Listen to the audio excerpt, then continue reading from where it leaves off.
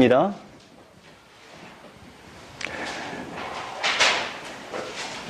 (6장을) 보기 전에 사사기 마지막을 한번 볼까요? 왜 사사기를 살펴야 되냐면 이제 사무엘이 마지막 사사로 등장합니다. 이 사사 시대의 특징이 어떤 특징을 갖고 있었습니까? 사사기 21장 25절에 그때 이스라엘에 왕이 없으므로 사람이 각기 자기의 소견에 옳은 대로 행하였더라. 이것이 사사 시대의 특징이에요. 왕이 없어요. 왕이 없다는 건 뭐죠? 왕이 없다 이 말이에요. 하나님이 없다 이 말이에요. 하나님의 약속을 잃어버렸다 이 말이에요. 복음을 잃어버렸다 이 말이에요. 창세전에 언약을 잃어버린 거죠. 그런데 이때 당시에 이제 사사시대의 특징이란 말이에요. 근데 이 사사시대 사무엘을 통해서 어떤 제도가 등장하냐면 왕이 등장해요. 근데 왕은 누군데? 하나님인데 왕을 등장시켜요. 그런데 하나님이 이 왕을 등장시켰다는 것은 결국 선악과가 있잖아요. 선악과를 허락하셨죠. 선악과를 먹어버리죠. 그래서 뭘 깨닫게 하는 거예요? 이게 선악과는 율법이라고 또 상징하고 있다면 율법은 뭘 깨닫게 하는 거예요? 우리의 죄를 깨닫게 하는 거죠. 그러니까 다 이 선악과나 죄와 사단 마귀의 모든 그 허락되어 있음은 우리에게 다 복음인 거예요. 없어져야 되는 것이 아니죠. 선악과나 죄와 사탄의 어떤 그런 허락하심이 다 하나님의 그 구원의 계획 속에 지금 포함되어 있는 거죠. 그러니까 이게 다 복음인 거죠. 복음. 율법은 결국 뭐예요? 죄를 깨닫는 거잖아요. 그러니까 이것도 복음이잖아요. 복음. 그래서 왕을 달라고 합니다. 사무엘을 통해서 왕이 이제 세워지는 거예요. 왕정 정치로 이제 돌아가는 거예요. 하나님이 왕이었는데 누가 이제 왕이 돼요? 인간이 왕이 되는 거죠. 인간이 왕이 되겠다는 거예요. 그러면 뭐예요? 뭘 깨닫게 하는 거예요? 왕을 줬는데 어쩐다? 다른 나라처럼 왕을 허락하라 그래서 허락해 줬는데 왕이 어떻게 해요? 자기 마음대로 하죠. 그러니까 지금 어떤 상황이 되냐면 왕이 없으므로, 이스라엘 왕이 없으므로 사람이 각기 자기의 소견에 옳은 대로 행해버리잖아요. 그런데 이 왕보다 더 이제 사람이 왕이 돼버리니까 이건 이제 더 끔찍한 일이 벌어지는 거예요. 그래서 지금 왕을 통해서 이게 왕을 세워가잖아요. 그 다음에 사울이 처음 왕으로 등장하고, 그 다음에 이제 다윗이 등장하고, 솔로몬이 등장하지만, 그러니까 이제 하나님이 또 마음에 합한 자가 다윗이기도 하지만 결국 왕정 제도는 결국에는 뭐냐면 왕은 누구다? 결론은 누구다? 이게 큰 그림으로 봐서는 뭘 깨닫게 하는 거예요? 다윗도 있고 솔로몬도 있지만 결국에는 뭘 깨닫게 하는 거예요? 너희들의 왕은 아니다 이 말이에요. 진짜 왕은 하나님이다. 그런데 진짜 여기서 왕의 개념은 우리가 지금 믿고 있는, 우리가 이제 문재인 정부가 있잖아요. 문재인이 왕이라 한다면, 우리의 문재인 정부가 우리의 왕이라면, 그 우리가 왕에게 요구하고 왕이 해야 될 일은 뭐냐면 우리 대한민국의 국민들이 잘 먹고 잘 살 수 있도록 인도하는 것이 우리의 왕의 개념이잖아요. 그런데 성경에서의 왕의 개념은 그런 개념이 아니죠. 뭐예요? 그 왕의 개념은 뭐냐면 하나님께서 그 왕의 개념을 하나님의 통치 대리권자로 임명을 해서 그 하나님의 복음을 뭐하게? 백성들을 하나님의 나라 갈 수 있도록 인도하는 그 일을 하는 것이 왕의 개념이라 이 말이에요. 지금 뭐 문재인 대통령의 지금 우리의 개념에 인간이 생각하는 그 왕의 개념이 아니라 성경에서 나오는 그 왕의 개념은 하나님의 나라를 바라볼 수 있도록 통치하는 거죠. 그게 바로 왕이 해야 될 일이죠. 그런데 여기서 이제 왕은 인간이 세워놓은 왕, 인간이 요구해서 준 왕은 결국에는 뭘 채워버려요? 자기의 뱃속을 채워버리는 그런 왕의 개념으로 가버릴 거 아니에요. 그래서 결국에는 뭘 깨닫게 하는 거예요? 아, 우리 인간들이 하는 일로는 구원이 있다 없다? 없구나. 하나님이 왕이라는 것은 하나님이 보내신 그 예수님만이 우리의 유일한 왕이고 그분만이 우리의 구원자시구나. 이걸 철저하게 깨닫도록 하는 것이 지금 왕정제도의 이제 시작이에요.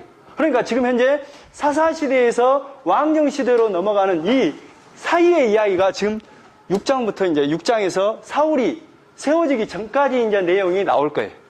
아, 그러면 이제, 뭔 요구가 나오겠어요? 그 왕을 세우고자 하는 그 욕망, 백성들의 그 요구가 어떤 요구인가를 이해하면, 아, 그 왕은 결국 그 왕이 되겠구나. 그거 아니에요. 백성들이 뭐 때문에 요구하는 것을 보면, 결국 그 왕에게 뭘 요구하겠어요? 우리 그렇게 통치해줘. 이런 거 아니겠어요? 이제 첫 번째 이유가 뭐냐면, 야, 옆에 나라 보니까, 옆에 나라 왕이 있어갖고, 전쟁도 잘하고, 일사불란하게 시스템이 있어갖고, 너무너무 좋더라. 응? 모든 전쟁으로부터 방어가 되어지고, 왕이 있으니까. 응? 그렇게 좀 우리를 좀 인도해주라. 라는 요구로 왕을 세워요. 결국 뭐예요? 전쟁은 누구에게 속했는데? 하나님께 속했는데, 그 왕에게 우리를 그렇게 만들어가지고 전쟁에서 승리를 해줘. 네가 좀 주체가 돼가지고 시스템을 만들어갖고 네가 좀 우리를 좀 일사불란하게 강력한 통치를 해가지고 우리를 전쟁에서 승리하게끔 해주세요. 하는 그 왕으로 세워간단 말이에요. 이게 잘 봐야 돼요. 왜냐? 하나님이 모든 역사의 주관, 왕이라는 그 개념이 우리가 생각하는 문재인 정부가 들어서서 우리의 요구대로 국민들이 고루고루 공정하고 반칙이 없고 쉽게 말하면 소득이 분배가 좀 고루되어지고 좀 누구나 더불어 잘 사는 나라 만들어 주십시오. 그런 개념이 아니에요. 이 성경에서 왕의 개념은 결국 뭔 개념이냐면 너희들은 원래 뭐 때문에 창조되었느냐 하면 창세전에 언약 이 계획에 의해서 너희들은 사람이 창조되었단다. 그러면 결국 이 사람은 무엇을 목적으로 살아야 되냐면 하나님의 구원의 계획을 목적으로 살아야 되는 존재란다. 이것 때문에 너희들이 생긴 거 아니니? 이거잖아. 이걸 깨닫게 하는 거예요. 왕은 무엇을 해요? 왕은 이것을 가르쳐 주고 그 시스템 속에서 복음을 이해하고 말씀을 이해하고 또 각자의 그 어떤 역할 분담을 해서 제사장은 제사장대로 선지자는 선지자대로 이런 역할을 할 수 있도록 하는 것이 왕의 원리라 이 말이에요. 결국에는 뭐예요? 근본 너희들이 태어난 이유와 너희들이 살아야 될 이유와 목적을 알게끔 하는 것이 왕이다. 결국에는 하나님을 아는 것이고 하나님을 안다는 것은 하나님의 구원의 계획을 창세전의 계획을 하나님이 너희들을 만든 목적 근본 이유와 목적을 깨닫도록 하는 것이 왕이에요. 결국은 간단히 말해서 뭐예요? 왕의 목적은 우리가 예수 믿지 않으면 안 돼요. 이것의 결론으로 기승전 예수 그리스도로 향하도록 하는 것이 왕의 목적이에요. 응? 그런데 이제 어떻게 돼버려요? 인간들의 왕은 아니 이 왕보다도 보이지 않는 왕보다도 창세전의 언약보다도 구원의 계획보다 구원보다도 아니 지금 현재에 있는 그 문제를 해결하는 그 왕 주세요. 이렇게 가는 거예요. 그러니까 여기 이제 6장부터 12장까지 나와 있는 그 내용이 사울이 왕이 세워지기 전까지의 그 모습을 보면 인간들이 무엇을 요구하는가? 하나님은 무엇을 요구하는데? 복음을 요구하는데 하나님의 그 구원의 계획 속으로 들어오기를 원하는데 인간들은 어디로 가고 있어요? 지금 땅에서 지상에서 잘 먹고 잘 사는 그것으로 지금 가고 있구나. 그 요구에 따라서 왕은 그렇게 통치해 가고 있구나. 하나님은 뭐라 그래요? 사무엘과 하나님은 지금 사무엘을 통해서 하나님의 말씀이 전파되어지고 전달되어질 때는 사무엘이 뭘 말하겠어요? 왕 안 돼. 우리의 왕은 하나님이야. 이걸 계속해서 이 논조를 가지고 이 사무엘은 끌어갈 거예요. 그런데 백성들은 뭐예요? 아니다. 옆에 나라 봐봐라. 블레셋도 보고 암몬도 보고 모압도 봐봐라. 왕이 있으니까 전쟁에서 잘 되지 않냐. 이런 어려움 당하지 않고 왕을 세우자. 모압이나 암몬이나 이방 나라처럼 왕을 세워서 우리도 떵떵거리고 한번 살아보자. 우리 이렇게 왕 주세요 라고 갈 거 아니에요. 사무엘은 뭐예요? 아니다. 하나님이 왕이다. 하나님의 믿음으로 우리는 살아야 된다. 하나님이 왕이라는 건 뭐예요? 창세전 언약의 그 계획대로 우리는 살아야 될 존재야. 하나님으로부터 우리는 구원받아야 되는 존재란다. 하나님의 나라에 가야 되는 그런 근본적인 이유를 갖고 태어났단다. 이걸 계속해서 가르쳐 갈 거예요. 응? 그 설명하는 방법으로 뭘 넣었느냐? 이 사무엘이 하나님의 구원의 계획을 뭘로 설명하냐면 가장 중요한 사건, 출애굽 사건을 계속해서 상기시키면서 너희들 우리가 어디에서 구원받았는지 아니? 이걸 통해서 뭘 가르쳐요? 창세전에는 복음을 가르쳐 줄 거예요. 이렇게 가야 된단다. 이렇게 가야 되는데 너희들 왜 왕을 요구하니? 이렇게 갈 거예요. 한번 보겠습니다. 6장 1절 6장 1절에 이 사건은 어떤 사건이냐면 사무엘이 태어나기 전에 지금 그 대제사장은 엘리였지 않습니까? 그 아들은 홈리와 비느하스였죠. 블레셋이 자꾸 이렇게 공격을 해온단 말이에요. 여기서 이렇게 블레셋이 여기잖아요. 여기. 근데 이제 이렇게 이제 올라와서 공격을 막 하려고 그래요. 그래서 이제 야르콘강 이쪽에 있는 그 아벡에서 전투가 일어나요. 여기만 뚫려버리면 북쪽까지 다 이제 먹어버린단 말이에요. 그래서 이걸 통해서 이제 사실상 블레셋이 이쪽 두로 시돈 이쪽까지 다 점령을 해버립니다.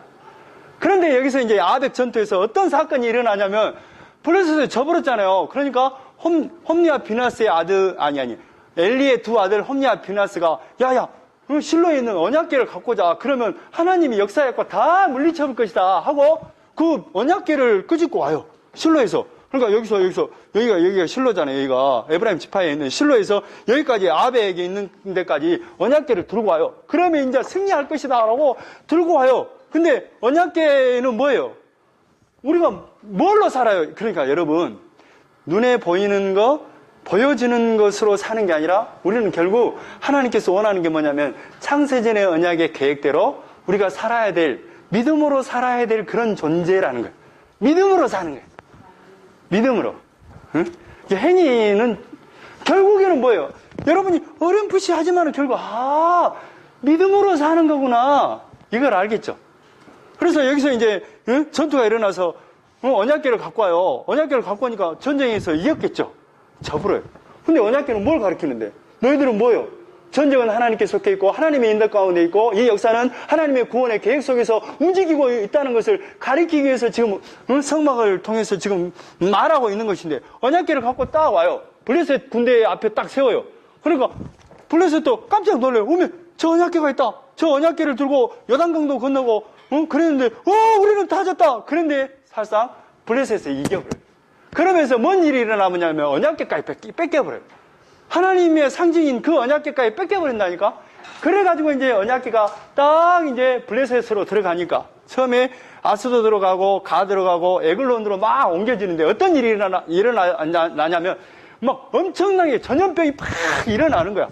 그러니까 오면 무섭다. 저 언놈 보내버려라. 다른 데로 보내버려라. 언약궤 있으니까 우리 다 죽겠다 하고 다 보내버려라 그래요.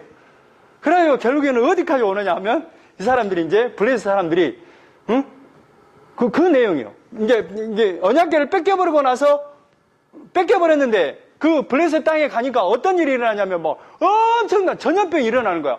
오메 안 되겠다. 저거 있으면 우리 다 죽겠다 하고 이제 안 되겠다. 저거 보내야지 안 되겠다 하고 이제 이런 상황이에요. 뭐 어떻게 보낼 것이냐 하고 지금 누구를 부르냐면 2절에 이제 1절부터 읽어보겠습니다. 여호와의 귀가 블레셋 사람들의 지방에 있는지 7달이라. 7달은 무슨 의미가 있어요? 7이잖아요. 7. 완성의 숫자가 있잖아요. 완전히 이제 방치되었고 정해진 기간이 끝났다라는 의미가 있어요. 그러니까 하나님께서 지금 블레셋 땅에 지금 언약궤를 딱 보내서 막 어마어마한 막 사건을 일으켰죠. 그러니까 그 속에서도 하나님이 살아계신다는 것을 보여주고 또 지금 모든 신의 주인은 나다라는 것을 보여주는 거죠. 자, 6장 2절. 블레셋 사람들이 이제 그것을 어떻게 처리할 것인가? 아니, 이게 지구들이 뭐예요? 언약궤를 갖고 오면 하나님이 우리를 도와줄 거라는 그런 개념이 있겠잖아요. 이제 하나님의 신까지 우리가 이제 이제 갖게 되었다. 이제 우리는 이제 만사 형통이다라는 개념으로 갖고 있는데 이 언약궤가 온 뒤로 너무너무 막 무서운 사건들이 일어나는 거야. 막 전염병이 일어나고 사람들이 다 죽어버리고 그러니까 이거 갖고 있으면 우리 큰일 나겠다. 어디로 보내버리자. 그런데 이제 함부로 보낼 수 없잖아요. 그러니까 2절에 블레셋 사람들이 제사장들과 복술자들을 불러서 이르되 우리가 여호와의 길을 어떻게 할까? 그것을 어떻게 그 있는 곳으로 보낼 것인지 우리에게 가르치라. 이제 이것을 타협하는 거야. 복술자와 제사장들을 불러놓고 이걸 어찌 했으면 좋겠냐. 함부로 이제 만질 수 없잖아요. 그러잖아요. 그러니까 이제 이 사람들한테 물어보는 거야. 그러면 이 사람들한테 속건제를 드리고 또 이제 3절에 그들이 이르되 이스라엘 신의 궤를 보내려거든 거저 보내지 말고 그에게 속건제를 드려야 할지니라. 그리하면 병도 낫고 그의 손을 너에게서 옮기지 아니하는 이유도 알리라. 이 말은 뭔 말이냐면 이걸 이렇게 드려보고 이제 그러면 이제 여기서 일어나는 모든 그 전염병이 해결될 것이다. 그리고 또 이게 어떤 연유로 온 것인지 알게 될 것이다. 그런데 이제 이 사람들이 어떻게 보내냐면 4절에 그들이 이르되 무엇으로 그에게 드릴 속건제를 삼을까 하니, 속건제라는 건 뭐냐면 이거요. 남의 물건을 부지불식간에 이렇게 손상을 입혔어요. 그러면 이제 배상을 해줘야 되잖아요. 그냥 만약에 내가 난로를 지석이네 난로를 고장 내버렸어. 그러면 이제 난로도 사주고 그에 따른 5분의 1을 더 주면서 배상을 해주는 법이 있잖아요. 그게 바로 속건제. 응? 그러면 이제 그것을 어떻게 속건제를 바칠 것인가 하고 생각하는데, 이르되 블레셋 사람의 방백의 수요대로, 이제 방백이 있습니다. 블레셋의 방백은 가사 5개의 이 도시가 있는 거예요. 이 방백, 거점 도시, 가사, 아스그론, 아스돗, 에글론, 가드, 이게 이제 블레셋 땅의 5 도시예요. 중요한 거점 도시예요.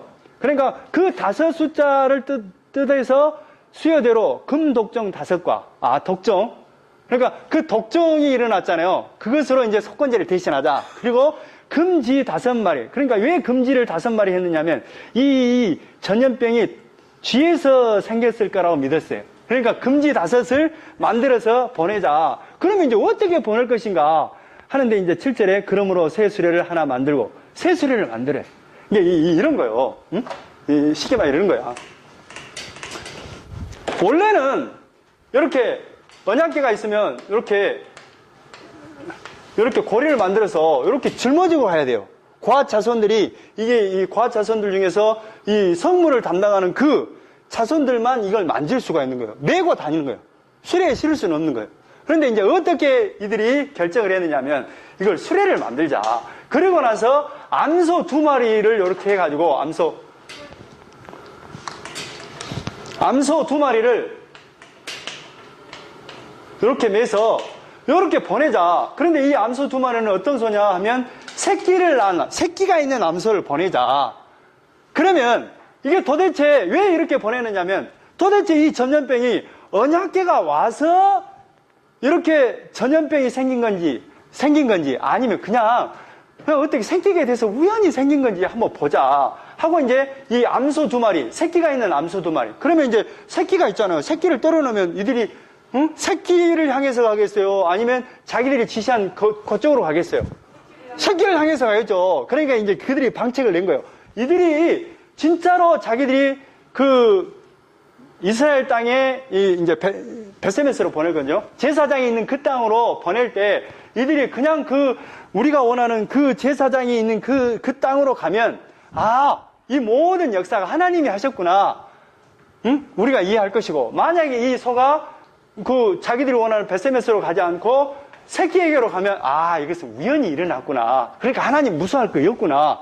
이렇게 생각한 거예요. 근데 이 소가 어디로 가냐면, 진짜로 울면서 그 제사장이 있는 그 유다 땅에 있는 베세메스로 향해서 가요.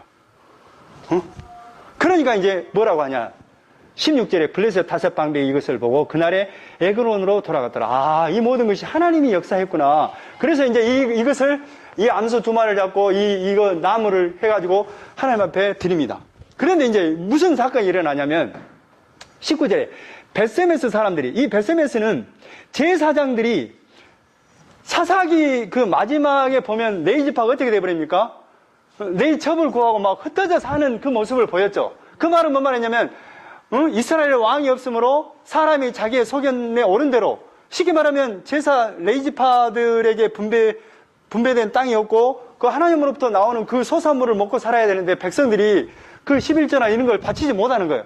그리고 하나님의 말씀을 안 들으니까 레이지파가 소용이 없는 거야. 그러니까 그들이 막 흩어져 사는 거야, 아무데나. 그런데 이제 사실상 이 베세메스 땅에 제사장들이 흩어져서 살았을 거라고 이제 주장을 합니다. 그러니까 이 제사장이 있는 그 지파가 있는데 그 사람들은 잘할 거 아니에요, 율법을. 그러면 이게 오면, 언약궤가 오면 어떻게 돼요? 함부로 만질 수 있어요, 없어요? 없어요. 그런데 이들이 너무 궁금한 거야. 블레셋 땅에서 이제 이런 역사가 일어났잖아요. 도대체 이것이 어떻게 막 텔레비에서 보면 막 광선이 나와서 이것이 그냥 블레셋 사람들을 물리쳤을까? 그게 궁금한 거야. 그래서 이들이 이걸 한번 이렇게 본 거야. 어떻게 됐겠어요? 다 죽어요. 그러니까 우리가 이 복음을 그냥 순진하게 하나님의 말씀을 복음을 믿고 사는 거지, 이걸 파헤친다고 되는 건 아니에요. 우리의 머리를 어떻게 이해하겠어요? 자, 19절에 베세메스 사람들이 여호와의 궤를 들여다본 까닭에 너무 궁금한 거야. 그들이 치사 5만 70명을 죽이신지라. 몇 명이 죽어버려요? 5만 70명이 죽어버려요. 여호와께서 백성을 쳐서 크게 살려가 있으므로 백성이 슬피고 그랬더라. 그러니까 이 사람들도 이 제사장들이 사는 이 땅에서도 뭐요? 궁금해서 봤어. 만지면 안 돼. 제사장만 만질 수 있는 거예요. 고아자손은 메고만 가는 거예요. 그러니까 제사장들이 만약에 성물을 만질 때 포장을 다 제사장들이 하고 이 고아자손들이 매는 고아자손들만 메고 가잖아요. 함부로 만지면 안 되는 거예요, 성물을. 그런데 이 사람들이 궁금해서 이렇게 보니까 다 죽어버렸죠. 그러니까 이 사람들이 아이고 무서워 하면서 베셈에서 사람들이 아니다. 기한 여아림에 있는 제사장의 그 있는 집으로 보내자. 이거 안 된다. 하고 이제 또 기한 여아림으로 보내는 거예요. 그러니까 주보로 보면 어떻게 되냐면 이렇게 되는 거예요.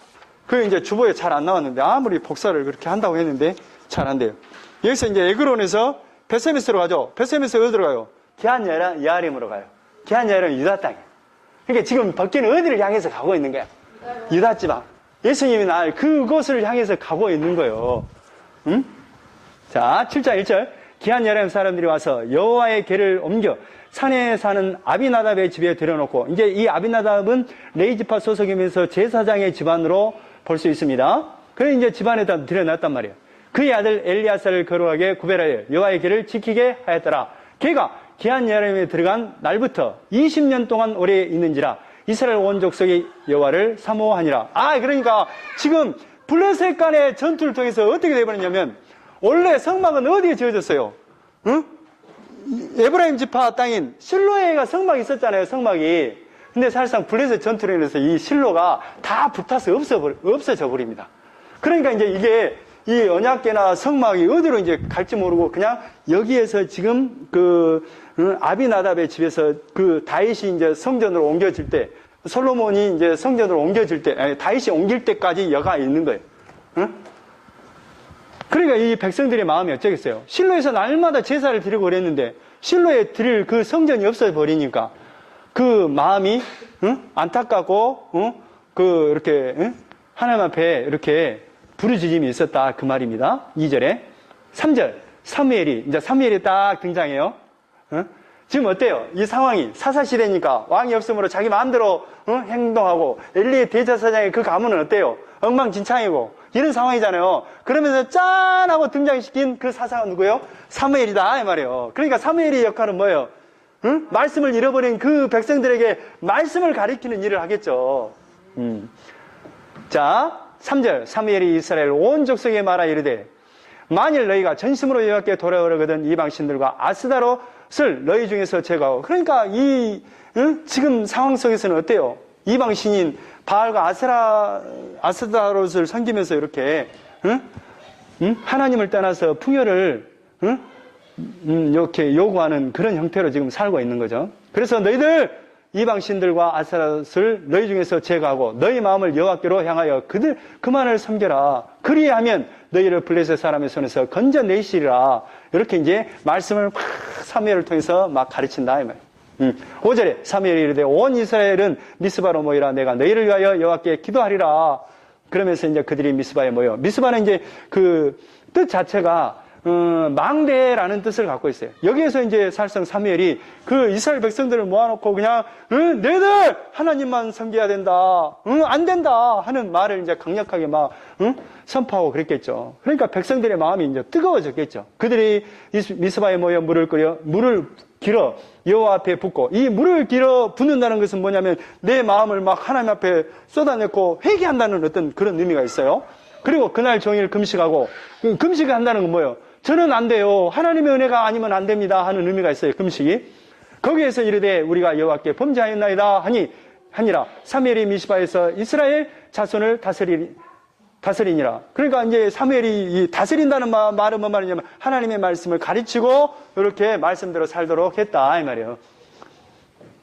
자, 8절에 이스라엘 자손이 사무엘에게 이르되 당신은 우리를 위하여 우리 하나님 여호와께 쉬지 말고 부르짖어 우리를 블레셋 사람들의 손에서 구원하게 하소서. 그러니까 사무엘 선지자여. 그러니까 사무엘은 사사이기도 하고 선지자이기도 하고 제사장이기도 하고 아주 이제 독특한 어떤 그 형태로 지금 등장합니다. 사무엘이.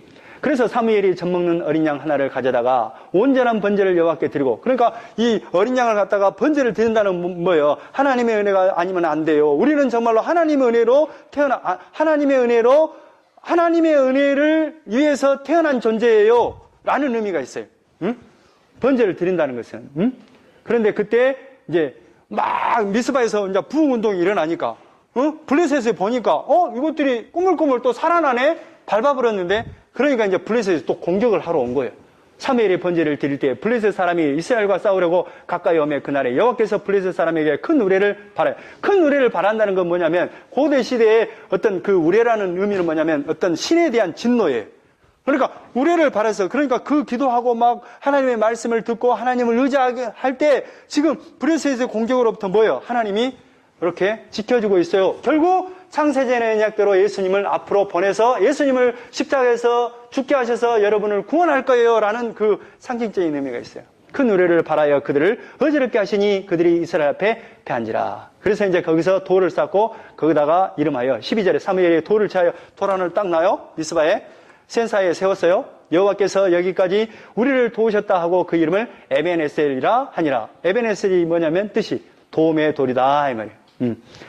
그러니까 이제 15절에 사무엘이 사는 날 동안에 이스라엘을 다스렸으며 해마다 베델과 길갈 미스바로 순회하여 그 모든 곳에서 이스라엘을 다스리고, 다스린다는 말을 여기서 하나님의 말씀으로 지금 말씀을 먹여서 말씀대로 그들이 일어나고 말씀을 의지하고 믿음으로 살 수 있도록 했다라는 의미가 있어요. 다스렸다는 의미가. 자, 8장 1절.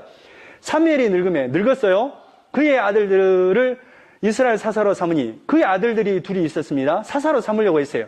장자의 이름은 요엘, 차자의 이름은 아비야라. 그들이 브엘세바에서 사사가 된, 이 브엘세바는 어디냐면 이렇게 최남단, 이쪽 지방을 말해요. 그러니까 이스라엘 전체를 북쪽과 남쪽을 말할 때 북쪽은 단, 이렇게 남쪽은 브엘세바, 이렇게 단과 브엘세바 할 때 이스라엘 전체를 뜻해요. 그러니까 쉽게 말하면 그 사무엘의 아들 두 아들을 브엘세바에서 이렇게 사사로 있게끔 했어요. 한번 통치하도록 해봤다 이 말이에요. 근데 이 아들들이 어떻게 해버렸냐? 그의 아들들이 자기 아버지의 행위를 따르지 않냐고 이익을 따라 뇌물을 받고 판결을 굽게 아니라, 이 아들들이 어때요? 엘리 두 아들처럼 홈리와 비느하스처럼 악을 행하듯이 사무엘의 두 아들도 어때요? 이런 형태래요. 그러니까 이제 어때요? 응? 자, 왕을 세울 때 이제 뭔가가 나옵니다. 이게 중요한 말이에요.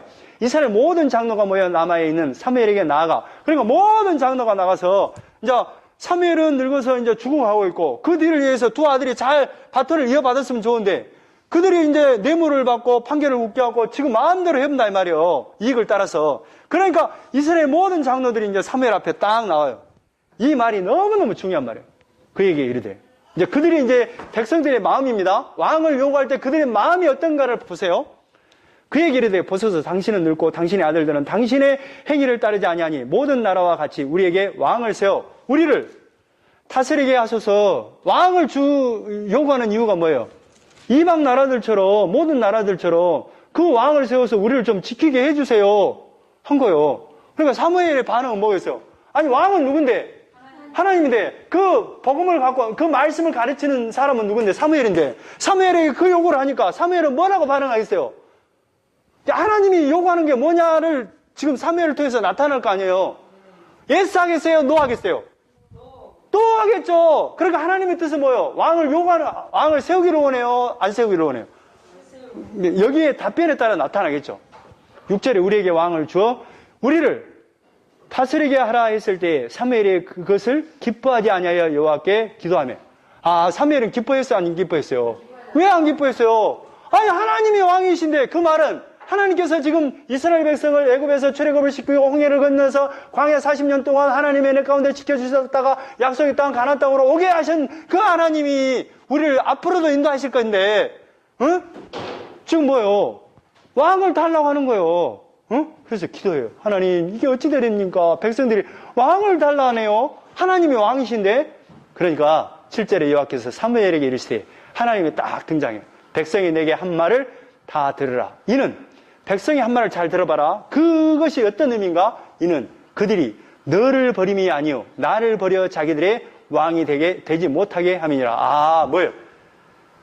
너를 무시해서가 아니라 나를 왕으로 버려버려서 된 일이란다 이 말이에요. 왕을 요구하는 게. 응? 그러니까 뭐예요? 쉽게 말하면 하나님의 말씀을 딱 요약하면 하나님 왕, 보이지 않는 왕보다도 보여지는 왕, 이방 나라의 왕처럼 우리를 전지케 하고 우리를 잘 먹고 잘 살게 하고 부유한 자는 그 재산을 지켜주는 그 왕이 우리에게 필요해요. 왕을 세웁시다. 이거란 말이에요. 응? 그러니까 내가 그들을 애굽에서 인도하여 낸 날부터 오늘까지 그들이 모든 행사는 나를 버리고 다른 신들을 섬긴 같이 내게도 그리하는도다. 이게 하나님도 뭘 속내를 드러내요. 애굽에서 인도한 하나님이 난데 그들이 나를 버려본다 이 말이에요. 그러므로 그들의 말을 듣되 너는 그들에게 엄히 경고하고 그들을 다스릴 왕의 제도를 가르치라. 사무엘아, 너가 근심할 게 아니다. 오히려 내가 근심해야 된다. 그런데 중요한 것은 사무엘아, 왕을 세우면 어떤 병폐가 있는지 그것을 정확하게 가르쳐라. 그래도 어쩐가 봐라 이 말이에요. 응? 그래서 사무엘이 왕을 요구하는 백성에게 여호와의 모든 말씀을 말하여 이르되 너희를 다스릴 왕의 제도는 이러하니라. 이게 뭐냐면 간단히 요약하면 뭐냐면 11절부터 저기 17절까지 뭘 말하냐면 왕을 세우면 이런 문제가 생긴단다 하는데 세 가지로 요약돼요. 응? 왕을 세우면 왕을 위해서 징병, 그러니까 군사를 모집할 것이다. 그리고 징세, 세금을 왕창 걷어버릴 것이다. 그리고 징용, 또 자기의 어떤 사적인 일을 위해서 마음대로 노동력을 착취해 갈 것이다. 이래도 왕을 세울래라고 한번 왕의 제도에 대해서 설명을 해줘라 이 말이에요. 한번 봅시다. 11절에 이르되 너희를 다스릴 왕의 제도는 이라니라. 그가 너희의 아들들을 데려다가 그의 병과 말을 억하게 하리냐. 그건 뭐예요? 군대로 징병해버리겠다 이 말이에요. 그리고 13절에 그가 또 너희의 딸들을 데려가 취해다가 뭐예요? 학료 만드는 자와 요리 만드는 자. 그러니까 왕에서 신용드는 그의 여인을 만들어 볼 것이다. 그래도 왕 세울래 이 말이에요. 그가 또 너희의 밭과 포도원과 감람내에서 제일 좋은 것을 가져다가 자기의 신하들에게 줄 거예요. 그러니까 너희들이 지금 농사진 거 다 뺏어다가 자기 신하들한테 다 나눠줘 볼 것이다. 그래도 왕 삼을래. 응? 그러니까 그가 또 너희의 곡식과 포도원 소산의 11절을 걷어 자기의 관리의 신하들에게 줄 거예요. 그러니까 뭐예요? 11절을 걷어다가 뭐예요? 자기 관리들의 봉급을 줘볼 것이다 이 말이에요. 그가 또 너희의 노비와 가장 아름다운 소년과 나귀를 끌어다가, 그러니까 너희들의 좋은 그 나귀, 그러니까 그런 것들 노비를 끌어다가 뭐예요? 자기 일을 시켜볼 것이다. 그래도 왕 세울래 이 말이에요. 너희의 양떼의 10분의 1을 거두어 가리니 너희가 그의 종이 될 것. 그러니까 너희들은 결국 뭐냐? 왕을 세우면 왕이 너희들 하나님의 말씀을 가지고 하나님의 구원의 계획대로 너희들을 통치하는 것이 아니라 너희들 왕을 세우는 순간부터 너희들은 왕의 종이 되어버릴 것이다. 그래도 왕 세울래. 그러니까 19절에 백성이 사무엘의 말을 듣기를 거절하여 이르되 그걸 거절해. 그만하세요. 사무엘님. 우리는 아니로소이다. 우리도 왕이 있어야 하리니. 우리도 다른 나라를 같이, 다른 나라를 그렇지, 모압, 암몬, 블레셋 이런 나라들처럼 이 말이에요. 응? 같이 되어 우리의 왕이 우리를 다스리며 우리 앞에 나가서 우리의 싸움을 싸워야 할 것이니라. 그러니까 뭐예요? 이 왕을 세워서 전쟁에서 승리하는 왕으로 우리는 세울라요. 아무리 사무엘 그만하세요. 그만해요. 우리는 왕 세우고 싶어요. 이 말이에요. 20절에 여호와께서 사무엘에게 이르시되 그들의 말을 들어 왕을 세우라 하시니, 그러니까 누가 허락해요? 하나님이 허락해버려요. 그러니까 왕을 세워서 이제 허락해요. 선악과를 허락해요. 죄와 사단마귀를 허락해요. 그래서 뭘 깨달아요? 죄를 깨닫는 거예요. 죄를. 그러니까 예수가 아니면 안 돼. 하나님의 은혜가 아니면 안 돼요. 이걸 깨닫도록 하기 위해서 왕의 제도를 허락한다. 그래서 이제 9장에 짠! 하고 이제 등장하는 인물이 세상 사람들 앞에 가장 모범이 되는 인물을 하나를 딱 보여줘요. 그러니까 지금 선악과를 딱 보여줘요. 보암직도 해요. 먹음직도 해요. 이걸 보여줘요. 이건 절대 먹으면 정령 죽으리라. 이걸 빼고 나머지 생명실과는 다 먹되 이건 먹으면 안 돼. 그런데 이제 마귀가 와서 뭐래요? 이걸 먹으면 너도 하나님처럼 될 수 있어. 그러니까 너도 왕을 세우면 너희들도 이제 잘 될 수 있어. 잘 되는 게 뭔데? 언약 안에는 약속 안으로 들어서 예수님을 믿고 믿음으로 사는 것이 잘 되는 일인데 이들은 뭘로 여기는 거예요? 세상에서 잘 되는 것으로 보인다 이 말이에요. 자, 9장 1절. 베냐민의 지파에 기스라 이름하는 유력한 사람이 있으니, 유력한 사람이라는 것은 이제 재물이 많고 그런 것을 뜻합니다. 아주 이제 잘 나와. 그런데 베냐민 지파 그러니까 뭐가 생각나요? 베냐민 지파 땅에서 어떤 일이 일어나냐면 저쪽에 기부하에서 레이첩 사건이 있었잖아요. 그래가지고 이제 레이지파가 레이지파 레이 제사장이 그 기부하 땅을 지나갈 때 거기서 이제 노인의 집에서 거기 있는데 동성연애자들이 와서 레이지파 사람을 하고 상관한다고 할 때 못하고 첩을 내주잖아요. 첩을 내줬는데 거기서 농단을 해갖고 첩이 죽어버리잖아요. 그래갖고 레이지파 그 사람이 성질해갖고 12도막을 내갖고 전체 이스라엘 백성에게 보내잖아요. 그래갖고 베냐민 지파와 전체 이스라엘 간에 전쟁이 일어나버려요. 전쟁이 일어나는데 베냐민 지파 사람 남자들 몇 명만 낳고 다 죽어버냐면 600명만 낳고 다 죽어버려요. 그런데 지금 현재 베냐민 지파에 기스라엘만한 유력한 사람이 있다 할 때 그 600명 중에 한 명이었다 이 말이에요. 그러니까 이 인물은 어떤 인물이냐면 베냐민 지파 중에서 600명 중에 한 명이기 때문에 싸움을 제일 잘하는 용사의 집안이었고 또 이제 몇만 명이 이렇게 분배받아야 될 그 땅에서 600분의 1로 이제 나눴을 거 아니에요. 그러니까 어마어마한 그 이렇게 기업을 소유한 그 집안이다 이 말이에요. 누가 봐도 왜 베냐민 지파를 선정하냐면 원래 이스라엘 땅은 유다와 에브라임 간에 알력이 많다고요. 항상 전쟁을 할 때마다 에브라임 지파가 그러잖아요. 왜 너희들 나 안 불었냐? 이런 게 있는 거예요. 그리고 이제 이 유다 지파는 어떠냐면 자기들이 어떤 주권 지파라는 그런 개념이 있어요. 주도권을 쥐고 있다는 그런 개념이 있어요. 그러니까 항상 그 알력이 있어요. 그러니까 이제 하나님이 베냐민 지파로 이렇게 세워서 아무 탈 없이 했지 않는가 싶습니다. 그는 아비엘의 아들이요 스롤의 손자요 베고라스의 증손이요 아비야의 현손이며 베냐민 사람이더라. 기스에서 아들이 있으니 그의 이름은 누구예요? 사울이에요. 이제 사울이 등장합니다. 근데 이 사울은 어떤 인물이냐면 이제 나중에는 이제 문제가 생기지만 처음의 모습은 아주 준수한 소년이라 이스라엘 자손에게 그보다 더 준수한 자가 없고 키는 모든 백성보다 어깨 이만큼 컸더라. 그러니까 누가 봐도 저 사람이 우리의 왕이 되면 우리는 따를 수 있어 하는 사람을 선정해서 딱 세운다 이 말이에요. 그런데 아버지가 암나기를 잃어버립니다. 그래서 그 아들한테 사울에게 야 암나기 좀 찾아와라 라고 심부름을 시켜요. 그 암나기는 어떤 것을 상징하냐면 그 집안에 부를 상징하는 그런 존재예요. 암나기. 그냥 찾으러 막 가요. 그런데 찾다가 못 찾아요. 그런데 이제 그 사환이 그 옆에 같이 따라간 사환이 이쪽 집안에 이쪽 근방에 선지자가 있답니다. 그러면 선지자를 찾아가면 분명히 이거 잃어버린 걸 알려줄 것이오 하고 이제 선견자를 찾아가요. 그 선견자가 누구냐면 사무엘이에요. 그러니까 이 사무엘과 이렇게 사울 간의 여기 집의 거리는 한 6km, 3km밖에 안 돼요. 그러니까 사울이 그 사무엘을 알아야 되는데 사실상 몰라요. 나중에 만나면. 자, 이제 그겁니다. 그래서 이제 이게 나귀를 찾다가 못 찾아서 이제 선견자를 찾아갑니다. 그 과정이 11절에 그들의 성읍을 향한 빌탈굴로 올라가다가 물 기르러 나오는 소녀들을 만나 그에게 묻되 선견자가 여기 있느냐? 사무엘이 여기 있느냐라고 묻는 거예요. 그들이 대답하여 이르되 있나이다. 보소서 그가 당신보다 앞서 갔으니 빨리 가소서 백성이 오늘 산당에서 제사를 드림으로 그가 오늘 성읍에 들어오셨나이다. 얼른 올라가 보시오. 지금 제사 지내고 성읍으로 올라갑디다. 그러면 얼른 올라가면 만날 수 있을 거요 하고 이제 올라간다 이 말이에요. 그래서 이제 15절에 사울이 오기 전날에 여호와께서 사무엘에게 알려 이르되 알게 하여 이르시되. 그러니까 이제 사울은 이제 선견자를 찾으러 팍 올라가요. 왜? 뭐 때문에? 나기 때문에, 당나기 때문에,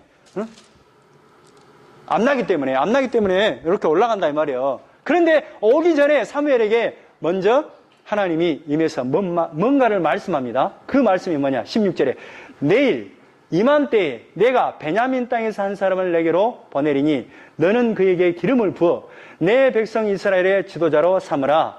그러니까 뭐 하라는 거예요? 야 어떤 베냐민 지파 한 사람이 올 텐데 그 사람을 딱 세워서 기름을 부어서 지도자로 삼으라 이 말이에요. 그래서 그가 내 백성을 블레셋 사람들의 손에서 구원하리라. 내 백성의 부르짖음이 내게 상달되었으므로 내가 그들을 돌봤노라 하셨더라. 그러니까 이게 뭐예요? 사울이 오면 기름을 부으라는 거예요. 그래서 이제 사무엘이 사울을 볼 때 여호와께서 그에게 이르시되 보라 이는 내가 내게 말한 사람이 이가 내 백성을 다스리라. 그러니까 이제 만났어요. 사무엘과 사울을 만났어요. 그러니까 하나님께서 내가 어제 말한 사람이 이 사람이다. 그러니까 이제 물어봐요. 그러니까 이제 선견자를 찾으러 오면 뭐 때문에 왔는데 나귀를 찾을까 해서 왔는데 그러니까 이제 나귀가 이제 20절에 사흘 전에 이른 내 암나귀를 염려하지 말라 이미 찾았다라고 말을 해요. 그리고 나서 이제 21절에 사울이 대답해 이르되 나는 이스라엘 지파의 가장 작은 지파 베냐민 사람이 아니니까 또 나의 이거 읽어야 돼. 20절에 사흘 전에 이른 내 암나귀를 염려하지 말라 찾았느니라. 온 이스라엘이 사모하는 자가 누구냐? 자, 지금 사무엘이 사울에게 뭐라고 하느냐면 온 이스라엘 사람이 사모하는 게 뭐냐? 지금 뭐예요? 온 이스라엘 사람들이 지금 사무엘에게 와서 뭘 요구했어요? 왕을 요구했죠. 그러니까 지금 현재 사모하는 자가 누구냐? 왕 아니냐? 너와 내 아버지의 온 집이 아니냐? 쉽게 말하면 하나님께서 지금 너희 집에 왕을 선택했다. 이렇게 말을 하는 거예요. 그러니까 사울이 대답하여 이르되 나는 이스라엘 지파의 가장 작은 지파 베냐민 사람이 아니니까 저는 베냐민 지파 아니에요. 베냐민 지파는 어떻게 돼버렸어요? 11지파하고 한 지파하고 베냐민 지파하고 싸움이 일어나고 600명만 남고 다 죽어버렸잖아요. 우리는 그런 지파 아닙니까? 이 말이에요. 또 나의 가족은 베냐민 지파 모든 가족 중에 가장 미약하지 아니하나이까. 그리고 저희 집안은요 베냐민 지파 중에서도 베냐민 지파 자체가 그러는데 베냐민 지파 중에서도 우리는 허접한 지파예요. 허접한 집안이에요. 그런데 어떻게 우리 집안에서 왕이 난다고 합니까? 이 말이에요. 22절 사무엘의 사울과 그의 상원을 인도하여 객실로 들어가서 청한 자 중 상석에 앉게 하였는데 여기서 자 중요한 왕을 선택할 때 이제 12장까지 이 내용이 나옵니다. 이걸 알아야 돼요. 고대 중동 지방에서 왕을 택해서 이제 왕을 세울 때 세 가지 과정이 있습니다. 첫째, 신이 선택을 해야 돼요. 어떤 신이 이 사람을 왕으로 세워라 하는 신택이 있어야 되는 거예요. 두 번째 뭐냐면 지도자와 백성 앞에서 이 사람이 왕이다라는 것이 이제 입증이 돼야 돼요. 그리고 나서 세 번째 이제 확증하는 그 사건이 뭐냐면 이 사람이 왕이 되려면 공적을 뛰어나게 모든 백성 앞에 공적을 세워서 이 사람이 왕이 될 수 있다라는 확증하는 어떤 사건을 만들어 이 세 가지 조건이 부합해야 왕을 세우는 거예요. 처음에 뭐예요? 신탁. 그러니까 하나님이 지금 사울을 기름 부어 세우라고 했죠. 나의 지도자로 세우라고 했죠. 신탁이 있었죠. 그리고 나서 이제 사무엘이 뭘 하냐? 여기서 지금 사무엘이 22절에 사무엘이 사울과 그의 사환을 인도하여 객실로 들어가서 청한 자 중 상석에 앉게 하였는데 객은 30명 가량이었더라. 그러니까 여기서 객이 30명은 뭐냐면 이 지도자급 같아요. 지도자에게 지금 선을 보이는 거야. 사울 이만하면 왕 되겠어 하고 선을 보이는 장소예요. 그래서 사무엘이 뭐라냐? 요리인들에게 이르되 내가 내게 주며 내게 두라고 말한 그 부분을 가져라. 요리인이 넓적다리와 그것에 붙은 것을 가져다가 사울 앞에 놓으니라. 이렇게 넓적다리를 지금 사울에게 대접하는 거야. 처음 본 사람한테. 근데 이 넓적다리는 누가 먹냐면 제사장들이 먹는 아주 그 제사장의 몫이고 왕을 대접할 때나 주는 어떤 그 부위라 이 말이에요. 그런데 지금 누구에게 지금 대접을 해요? 사울에게 대접한다 이 말이에요. 그리고 나서 이제 모든 그 지도자들 앞에서 이렇게 먹고 마셔요. 그리고 25절에 그들이 산당에서 내려 성읍에서 들어가서는 사무엘이 사울과 함께 지붕에서 담화하고 그들이 일찍이 일어날 새 동틀 때쯤이라 사무엘이 지붕에서 사울을 불러 이르되 일어나라 내가 너를 보내리라 하며 그러니까 나가자 이 말이에요. 사울이 일어나고 그 두 사람 사울과 사무엘이 함께 밖에 나가는데 이게 뭐냐면 지금 이제 일어서서 나가자 이 말이에요. 그리고 나서 이게 어떤 사건이 일어나냐면 지금 사환을 먼저 보내버려. 27절은 성읍 끝에 이름에 사무엘이 사울에게 이르되 사환에게 우리를 앞서게 하라. 먼저 보내라 이 말이에요. 사환이 앞서가므로 또 이르되 너는 이제 잠깐 서 있으라. 내가 하나님의 말씀을 내게 들려주리라. 그러니까 하나님이 지금 사무엘에게 들려준 말씀 뭐라 그랬어요? 이 사람은 사울을 기름 부어서 내 지도자로 세우라라고 부탁을 했잖아요. 그것을 말하겠다 이 말이에요. 그래서 10절에 이에 사무엘이 기름병을 가져다가 사울의 머리에 붓고 입맞추며 이르되 그러니까 기름을 붓습니다. 그건 뭐예요? 너는 하나님이 지금 기름 부어 세운 왕이다라는 증표로 지금 부은다 이 말이에요. 응? 근데 지금 몇 단계까지 왔는데? 2단계까지 왔는데. 나머지 그러니까 나중에 또 백성들 앞에서 왕의 즉위식을 해요. 그러니까 지금 헷갈리면 안 돼요. 이 3단계를 거쳐야 되는 거예요. 그러니까 기름을 붓습니다. 여호와께서 내게 기름을 부으사 그의 기업의 지도자로 삼지 아니하였느냐 하는 거예요. 그러니까 사울이 얼떨떨할까요? 아니면 당연히 내가 왕 될 만해 하고 받아들였을까요? 얼떨떨했을 거 아니에요. 그러니까 그 증표로 자 2절부터 5절까지 이런 증표가 있을 것이다. 하고 이제 이야기를 합니다. 내가 오늘 나를 떠나가다가 베냐민 경계 셀사에 있는 나알의 묘실 곁에서 2 사람을 만나게 될 것이다. 그게 바로 하나님이 너를 왕으로 세웠다는 징표가 될 것이야. 그리고 이제 3절에 또 내가 나아가다가 다볼 상수리 나무에 이르면 거기서 하나님을 배우려고 베델로 올라가는 3 사람을 만나게 될 것이다. 그게 바로 너를 하나님이 세운 징표야. 그리고 이제 5절에 그 위에 내가 하나님의 산에 이르리니 그곳에서는 블레셋 사람들이 영문에 이르니 영문은 그 성문입니다. 주든지 영문이 있느니라. 내가 그리로 가서 그 성읍으로 들어갈 때 선지자의 무리가 산당에서부터 비파와 소가 저와 수금을 앞세우고 애언하며 내려오는 것을 만나게 돼. 그러니까 너가 또 3번째에 어떤 사건이 일어나냐면 그 블레셋 사람들의 영문에 이를 때 거기서 이제 막 비파와 수금을 들고 막 이렇게 애언하고 내려오는 사람을 만나게 될 것이다 이 말이에요. 그리고 6절에 내게는 여호와의 영이 크게 임하. 그리고 그때 하나님의 영이 임해서 너도 그들과 함께 애언을 하고 변하여 새 사람이 되리라. 애언을 하게 될 것이다. 이 애언을 한다는 이 말은 어떤 애언을 미래의 어떤 것들을 애언한다는 그런 것이 아니라 이 애언은 그냥 간단히 말해서 하나님을 이해하고 하나님의 그 약속의 말씀을 이해하고 복음을 이해하는 그것을 알게 될 것이다 이 말이에요. 그래서 새 사람이 된다는 것은 뭐냐면 그전에는 지금 기름을 부었잖아요. 사무엘이 얼떨떨할 거 아니에요. 그러니까 이제 이게 하나님이 인도한 일이구나. 이걸 알게 될 것이다. 새 사람이 되리라 이 말이에요. 이게 새 사람. 그러니까 얼떨떨하게 지금 지도자가 됐는데 왕이 됐는데 하나님이 세웠는데 기름을 부었는데 모르잖아요. 그런데 이제 하나님의 영이 임해서 너가 하나님이 지금 너를 세워서 왕으로 세워서 나의 종으로 지금 일하게 됐단다. 이런 것으로 이제 받아들일 것이다 이 말이에요. 그래서 이제 9절에 그가 사무엘에게 떠나려고 몸을 돌이킬 때 하나님이 새 마음을 주셨고, 새 마음을 주셨어요. 영이 임하니까 이제 새 마음이 들었을 거 아니에요. 그날 그 징조도 당하니라. 그러니까 아까쯤에 3가지의 그 징조를 다, 이렇게 다 응하게 됐다 이 말이에요. 그래서 뭐예요? 이 모든 일이 누가 하셨다? 하나님이 하셨다 이 말이에요. 그들이 산에 이를 때 선지자의 무리가 그를 영접하고 하나님의 영이 사울에게 크게 임함으로 그가 그들 중에서 애언을 하니, 애언을 한다는 것은 그냥 간단하게 이런 거예요. 우리가 예수님이 우리의 죄를 위해서 십자가에서 죽으셨고 부활하셨고 우리가 이제 예수님을 믿으면 이제 하나님의 나라 가요. 이런 것을 애언으로 받아들여요. 복음. 그 말을 하게 되더라 이 말이에요. 하나님의 약속대로 정말로 우리가 지금 이스라엘 백성이 지금 왕을 세워서 지금 통치하기를 원하시구나. 이런 것을 알게 되었다 이 말이에요. 하나님의 뜻을 알게 되었다. 이렇게 이해하면 되겠습니다. 자, 그리고 나서 이제 14절에 사울의 숙부가 사울과 그의 사원에게 이르되 너희가 어디로 갔더냐? 근데 숙부도 보니까 갑자기 이제 성령이 임해서 막 이제 달라지는 모습을 보니까 도대체 네 어디 갔다 왔냐? 그러니까 아니 저는 사무엘에 가서 안나기를 찾으러 갔습니다. 그러면 사무엘이 뭐라고 하더냐? 그러니까 아무 말도 안 하고요. 그냥 당나귀 찾았다고 말합디다. 이것만 말한 거예요. 그리고 나서 이제 17절에 사무엘의 백성을 미스바로 불러 여호와 앞에 모으고, 그러니까 이제 2가지로 패턴으로 나갑니다. 사울은 왕으로 이렇게 세워지고 지금 사무엘은 뭐예요? 백성들을 열심히 모아서 이제 이야기하는 거예요. 이제 여기서 이제 어떤 사건이냐면 두 번째 사건이에요. 백성들 앞에서 진짜로 하나님이 신탕을 했고, 그리고 하나님이 선택한 그 사람을 여러분 앞에 이제 증거로 보여주는 사건이 있어요. 그게 뭐냐면 제비를 뽑아요.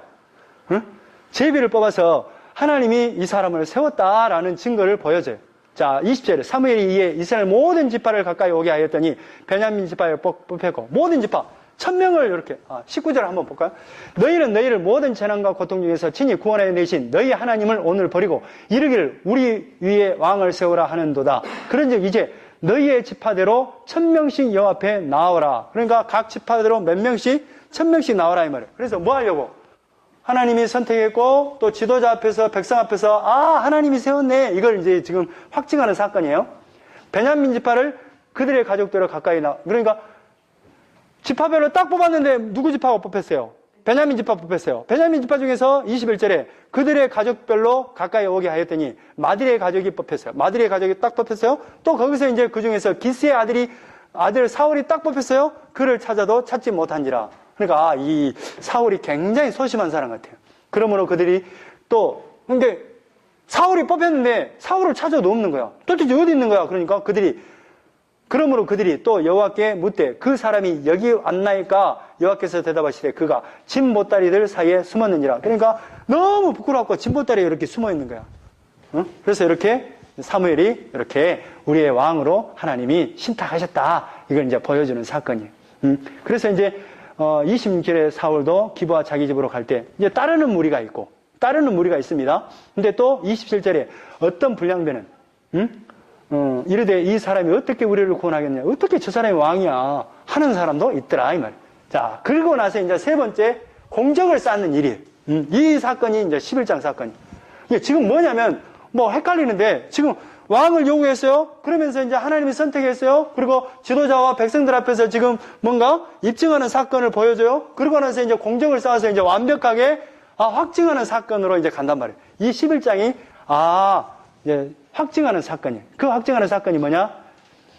전쟁을 이제 벌이겠죠. 11장 1절. 암몬 사람 나하스가 올라와서 길란 야베스에 맞서 진침해 야베스 모든 사람들이 나하스에게 이르되 우리와 언약하자. 그리하면 우리가 너를 섬기리라. 이 말은 뭔 말이냐면 이 암몬이 있죠. 암몬. 길란 야베스는 여가 있단 말이에요. 여기 므낫세 땅이 있어요. 여기서 자꾸 공격을 해요. 그러니까 이제 이 길란 야베스 사람들이 아니 우리하고 언약합시다. 좋게 언약합시다. 그러면 우리가 당신들을 열심히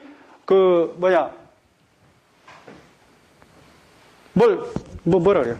조공을 바치고 잘 섬겨드릴디다. 우리 죽이지 마시오 이 말이에요. 그런데 암몬 사람이 뭐라냐? 2절에 암몬 사람 나하스가 그들이 이르되 내가 너희 오른 눈을 다 빼야 너희와 언약이라. 이 오른 눈을 빼야 나 언약 안 해. 누구도 오른 눈을 다 빼불고 나서 내가 너희들 언약할게. 그런 거예요. 이제 오른 눈의 의미는 어떤 의미냐면 이렇게 이 말이에요. 오른 눈을 뺀다는 것은 이렇게 빼불잖아요. 그러면 이렇게 전쟁에서 이렇게 방패를 딱 들면 오른쪽만 보이잖아요. 그러니까 오른쪽을 빼버려요. 그러니까 이 사람들이 전쟁을 할 수 있어요, 없어요? 전쟁을 할 수 없게끔 만들고 오른 눈이 없으니까 전쟁을 못하고 열심히 일을 해갖고 조공 바쳐. 이런 의미가 있어요. 눈을 빼분다는 것은. 그러니까 이제 길란 야베스 사람들이 어떻겠어요? 므낫세 지파에 섞여 있는 사람들이. 그러니까 이제 사정을 해요. 3절에 야베스 장로들이 그 얘기를 해. 아이고 왕님 우리에게 이래 동안 말미를 주어서 우리가 이스라엘 온 지역에 전령들을 보내게 하라. 만일 우리를 구원할 자가 없으면 내게 나아가리라. 아니 정말 일주일 동안만 말미를 주세요라고 이제 굽신굽신 돼요. 그러니까 말미를 줘요. 왜요? 왜 말미를 줄까요? 그래 봐야 너희들 도울 자가 없어 라는 것이요. 나 너희들 눈 빼서 너희들 완전히 일만 하게끔 해서 너희들 조공 바치게 해버릴 거야 라는 그 의도가 있어요. 그래서 이에 전령들의 사울이 사는 기브아를 누구에게로 가요? 기브아는 사울이 사는 기브아 베냐민 땅으로 간다 이 말이에요. 기브아 땅으로. 그러니까 누구를 만나겠어요? 사울을 만나겠죠. 그래서 뭐 하겠어요? 공적을 쌓게끔 하겠죠. 그래서 이 말을 백성에게 전하면 모든 백성이 소리를 높여 울더니 어이구 우리는 다 죽었다 하고 있단 말이에요. 마침이에요. 마침 하나님이 그 섭리 가운데서 마침 누구를 만나게 해요? 사울을 만나게 했겠죠. 사울이 밭에서 소를 몰고 오다가 뭐예요? 왕인데 소를 몰고 오네? 그런데 확실히 지금 확증된 사건이었기 때문에 아직 왕의 즉위식은 하지 않은 상태예요. 지금 쉽게 말하면 이 상태가 뭐예요? 정말 실권도 없고 어떤 시스템도 없고 형식적인 어떤 뭔가도 없는 그 상황이란 말이에요. 이스라엘 지금 상황이 왕을 세웠어도 이르되 백성이 무슨 일로 오느냐 하니 그들이 야베스 사람의 말을 전하니라. 사울에게 뭐래요? 도대체 당신들 왜 우요? 라고 물어보니까 이래서 지금 암몬 사람들이 우리 눈을 빼갖고 다 죽여본다요. 어쩌으면 좋까요? 그러니까 사울이 6절에 사울이 이 말을 들을 때 하나님의 영에게 크게 감동되며 그의 노가 크게 일어나. 그러니까 하나님의 영에 탁 감동돼갖고 이제 뭐예요? 이 공적을 쌓게 되겠죠. 그러니까 이 모든 일은 누가 하셨어요? 하나님이 하셨어요. 그러니까 사울이 결국 폐위돼요.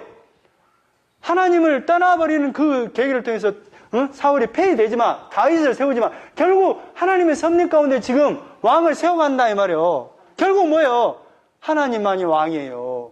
하나님이 보내신 예수님만이 우리의 구원자예요. 라는 것을 모든 백성 앞에, 모든 인류 앞에 이 복음을 전하고 있는 거예요. 7절에 한 결의의 소를 잡아 각을 뜨고, 한 결의는 두 마리입니다. 전령들의 손으로 그것을 이스라엘 모든 지역에 두루 보내어 이르되 누구든지 나와서 사무엘을 따르지 아니하면 그의 소들과 이와 같이 하리라. 그러니까 이게 각을 떠서 딱 온 지파에게 딱 보냈단 말이에요. 만약에 이 전쟁에 참여하지 않으면 모든 짐승들을 이렇게 만들어 버리겠다 하였더니 여호와의 두려움이 백성에게 임하며 그들이 한 사람 같이 나온지라. 그러니까 모든 사람이 뭐예요? 그래서 뭐예요? 공격을 쌓게 하겠죠. 그래서 사울이 베색에서 그들의 수를 세어보니 이스라엘 자손이 30만 명이요. 30만 명. 그러니까 인구 조사할 때 한 60만 정도 됐죠. 그러니까 절반이 다 모여서 이제 이 암몬과 전투를 하겠다라고 다 모였다 이 말이에요. 그래서 전쟁에 이겼겠죠. 이겼겠어요. 그러니까 11절에 이튿날 사울의 백성을 3대로 나누고 새벽에 적진 가운데로. 그러니까 새벽에 나왔다는 건 뭐냐면 지금 암몬은 이 길랏 야베스 이쪽 땅에 백성들에 대해서 얕잡아 봤잖아요. 저 정도는 밟아보면 돼. 눈 빼불난다. 아이고, 열심히, 여러분, 암몬 왕님, 나하스 왕님, 저희들이 조금 열심히 봐줄 테니까요. 살려만 주세요. 그랬는데, 아니요. 너는 눈 빼볼 거예요. 어른 눈 빼볼 거예요. 이 정도로 지금 얕잡아 봤단 말이에요. 그러니까 새벽에 올라가 본 게 뭐예요? 기습 공격을 해요. 기습 공격을 했다, 이 말이에요. 3대로 나눠 새벽에 적진 가운데로 들어가서 날이 더울 때까지 암몬 사람들을 치매 남은 자가 다 흩어져도 둘도 함께 한 자가 없었다. 그러니까 다 죽어버렸다 이 말이에요. 그러니까 이제 공격을 쌓았죠. 이제 뭐가 나오냐면 이 백성들 앞에서 왕의 즉위식이 있겠죠.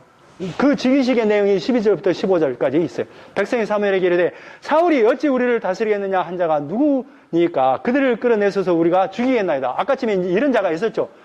저놈이 무슨 우리 이스라엘 구원하겠다고 그래. 왕이 되겠다고 그래. 안 돼.